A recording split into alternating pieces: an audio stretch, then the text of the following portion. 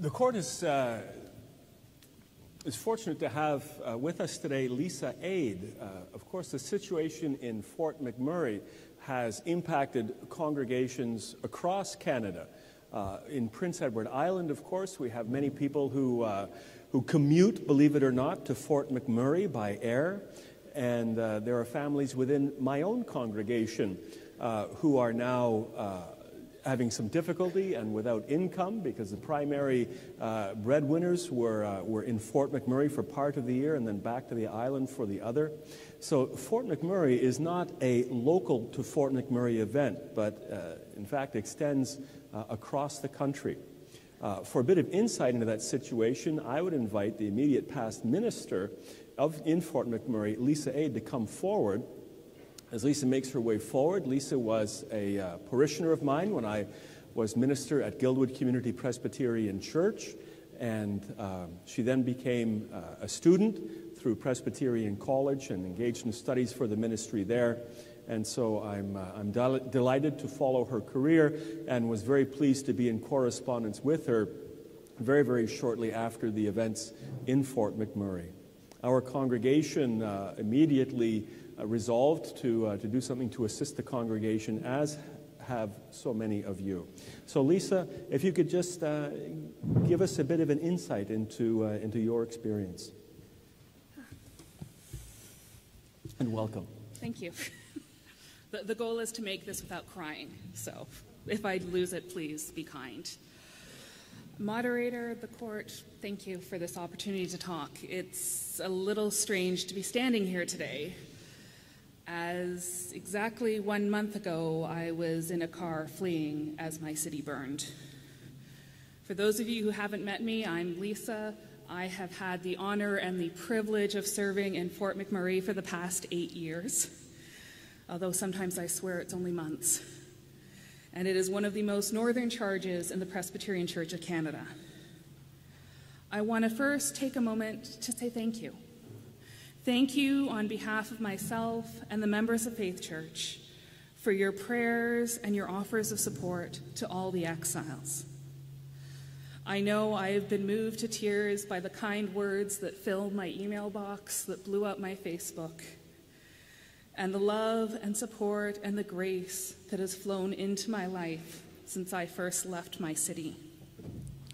We've received emails from all over Canada and even as far as Scotland, offering us support, comfort, and reminding us of the simple truth that we were never alone, for God was with us, and God's people supported us and comforted us and will help us to rebuild. So thank you for these prayers. They mean the world to us. And thank you for encouraging us and telling us to stay strong, because with your help, we'll rebuild and grow and allow God to work through us. To give you a brief update on what's going on in the life of Fort McMurray, the important news is the church is safe. Well, technically the school that we worship in. As some of you may know, real estate is fairly expensive in Fort McMurray, so wiser minds than mine decided that when given the choice between a ministry or a building, they would choose ministry. So I have heard the school that we worship in is still standing where all of our hymn books are and all of our psalters, so that's wonderful news.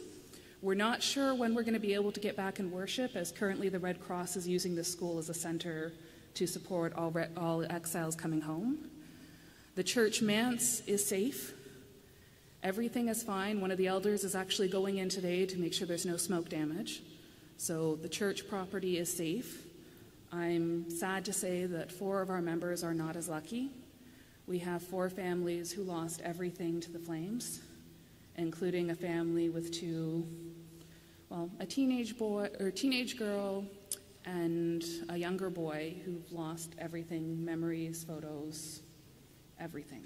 So please keep these families in your prayers as they seek to rebuild what the ashes leave. I'd also ask for prayers for Faith Church as a whole, because, the next few years are going to be challenging. The fire isn't something we're going to be able to rebuild after a couple of weeks or a couple of months. It's going to take several years. And as Doug announced, Faith is now searching, will soon in the future be searching for a new minister. As the Sunday before the evacuation, I stood before the Presbytery of Edmonton Lakeland and accepted a call to Paulin Memorial. Not exactly the way I planned on leaving the church, but I know no matter what happens, God goes with me. So please pray for the members at Faith Church during this time of transition, and also pray for the future minister of Faith. I wish them all the best. Fort McMurray is an amazing place to do ministry. It's full of people who are compassionate and adventurous and willing to say yes when the minister says, I have this crazy idea. Do you want to try? And the past 8 years have been a blessing of growth and celebration and rejoicing. I also ask for prayers for myself as I'm getting ready for the next stage of my ministry. It's not the way I planned on leaving, but God calls us where we're called to go. And I've been overwhelmed by the support of my fellow brothers and sisters in faith, as everyone has reached out and asked what they can do to help me. For not too surprisingly, when it was called to leave the city, I didn't think to grab the commentaries. I grabbed a hymn book and the sermon for that Sunday, just because, we were only going for a few days, and I'd have the ability to come back and get what I missed.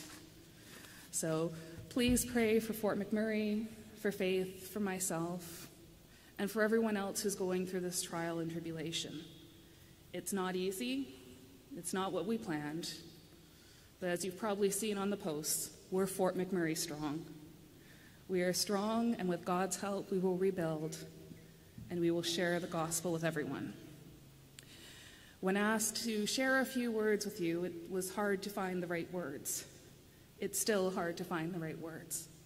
But I thought I'd share with you what got me through the drive, as it's not easy to leave while your city's burning. And all that went through my mind as I drove through the city in a caravan with 80,000 people was part of the third verse of one of my favorite hymns. And it's, "This is my Father's world."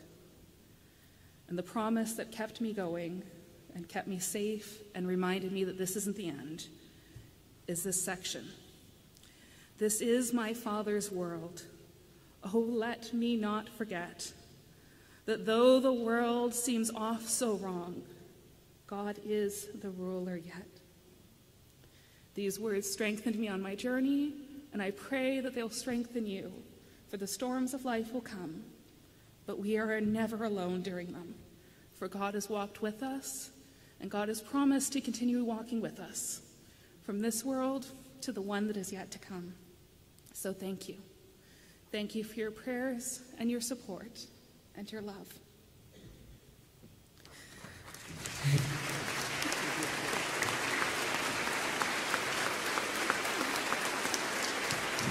I just have to preach tomorrow.